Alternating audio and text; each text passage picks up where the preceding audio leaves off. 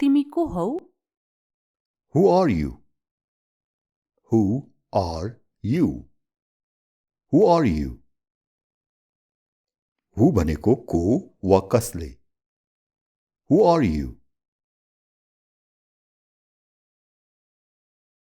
म तीर्थयात्री हुँ. I am a pilgrim.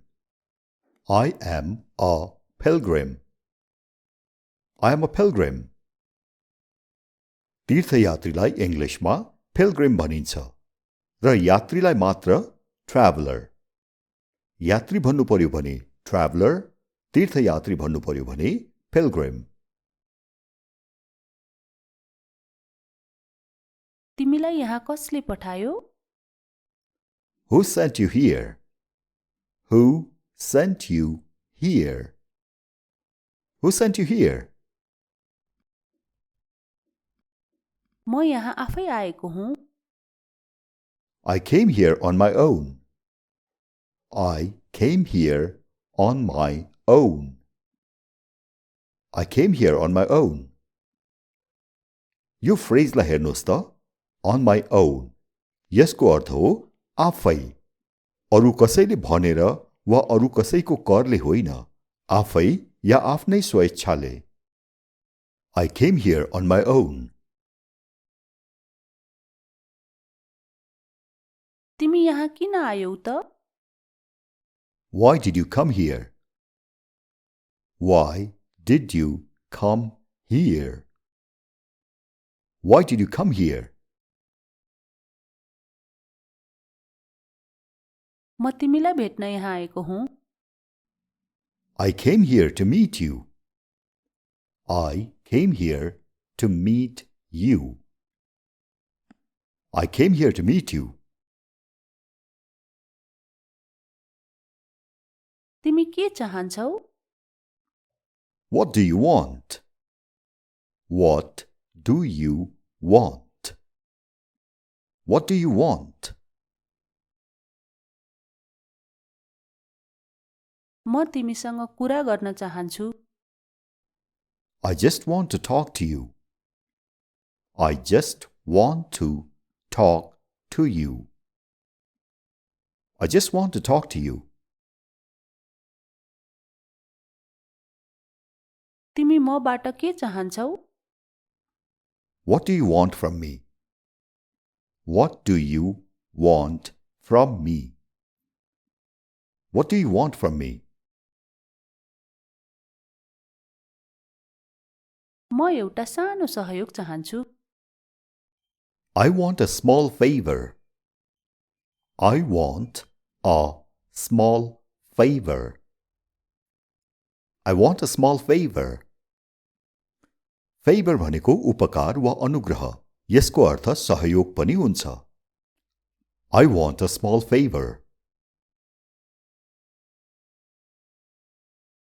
तिमी कहिले आयौ? When did you come? When did you come?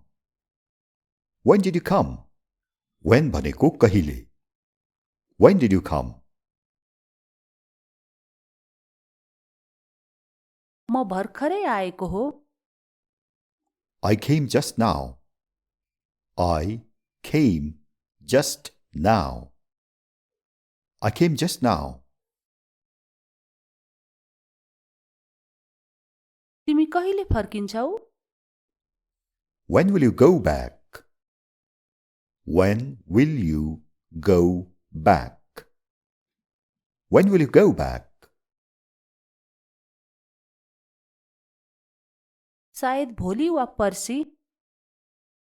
Probably tomorrow or the day after tomorrow. Probably tomorrow or the day after tomorrow. Probably tomorrow or the day after tomorrow. Probably भनेको सायद. Tomorrow भनेको भोलि. र पर्सिलाई चाहिँ भनिन्छ the day after tomorrow. Probably tomorrow or the day after tomorrow. तिमी कहाँ बस्छौ? Where will you stay? Where will you stay? Where will you stay? म होटेलमा बस्नेछु I will stay in a hotel. I will stay in a hotel. I will stay in a hotel. तपाईको घर कहाँ छ Where is your house? Where is your house? Where is your house? Where को अर्थ हो कहाँ. Where is your house? त्यो नदी पारी छ It's across the river. It's across the river. It's across the river. Across को अर्थ हो पारीपट्टि. It's across the river. तिम्रो बुबा आमा कहाँ बस्नुहुन्छ Where do your parents live? Where do your parents live? Where do your parents live? उहाँहरू यो संसारमा हुनुहुन्न म अनाथ हुँ They are no more. I am an orphan. They are no more. I am an orphan. They are no more. I am an orphan.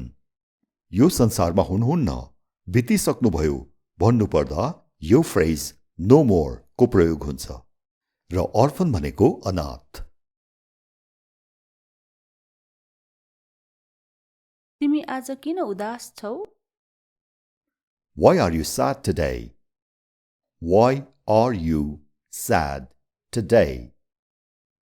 Why are you sad today? Why को अर्थ हो किन. Why are you sad today? किनभने म एक्लो छु Because I'm alone. Because I am alone. Because I'm alone. तिमी मसँग किन रिसाएका छौ Why are you angry with me? Why are you angry with me? Why are you angry with me? यो शब्दलाई थ लगाएर with भन्न पनि मिल्छ र द लगाएर with भन्न पनि मिल्छ.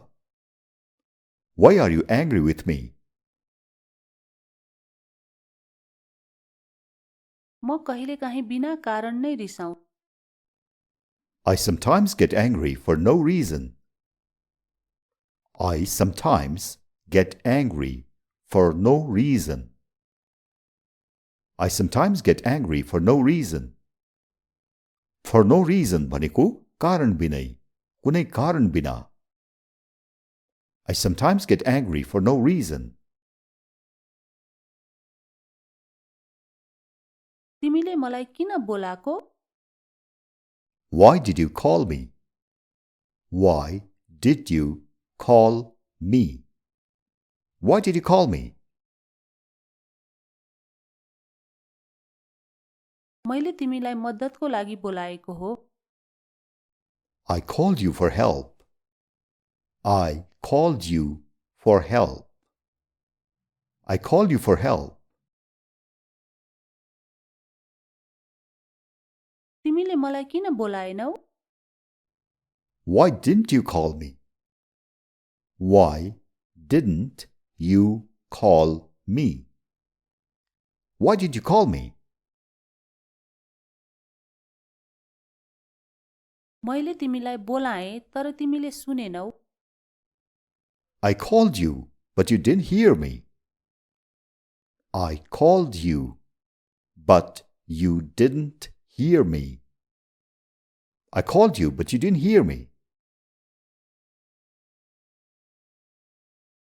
यो किन यति महँगो छ Why is it so expensive? Why is it so expensive? Why is it so expensive? किनभने यो दुर्लभ छ Because it is rare. Because it is rare. Rare को अर्थ हो दुर्लभ. Because it is rare. यो कसको समस्या हो Whose problem is this? Whose problem is this? Whose problem is this? Whose को अर्थ हो कसको. Whose problem is this? यो सबैको समस्या हो It's everyone's problem. It's everyone's problem. It's everyone's problem. कसको पर्स हराएको छ Whose purse is this? Whose purse is this? Whose purse is this?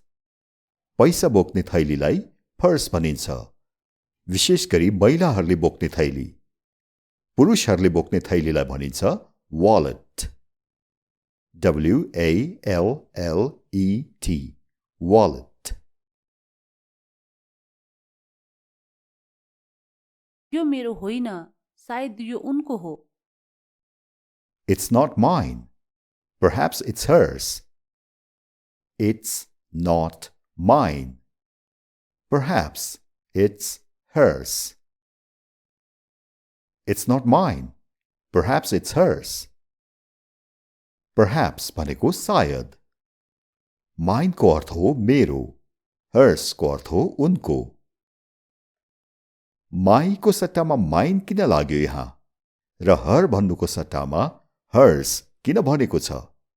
यसको आफ्नै नियम छ जुन मैले प्रोनाउनको भिडियोमा सिकाएको छु. हाम्रो इंग्लिश गुरु च्यानलमा. फुर्सदमा त्यहाँ गएर हेर्नुहोला है. ती कसका बच्चा हुन् Whose children are those? Whose children are those? Whose children are those? मलाई थाहा छैन I have no idea. अथवा I don't know. I have no idea. I don't know. I have no idea. I don't know. यी दुवै वाक्यको अर्थ उही हो. मलाई थाहा छैन. तिम्रो जन्मदिन कहिले हो When is your birthday? When is your birthday? When is your birthday? When भनेको कहिले. When is your birthday? March 3 तारिखमा हो It's on the 3rd of March. It's on the 3rd of March. It's on the 3rd of March. यहाँ हेर्नुहोस् त लेख्दाखेरि March 3 अथवा 3 March लेखिएको छ. तर भन्दा यसरी भनिन्न. भन्दाखेरि the 3rd of March भन्नुपर्छ. भन्नुहोस् त एकचोटि. The 3rd of March. घडीको समय र तारिखहरू भन्ने आफ्नै नियम छ जुन मैले अर्कै भिडियोमा सम्झाएको छु. यो हाम्रो अनलाइन क्लास र हाम्रो इंग्लिश गुरु दुवै च्यानलका भिडियोहरू नछुटाइकन हेर्नुहोला है. तिम्रो अर्को बिदा कहिले छ When is your next holiday? When is your next holiday? When is your next holiday? अर्को महिना छ It's next month. It's next month. It's next month.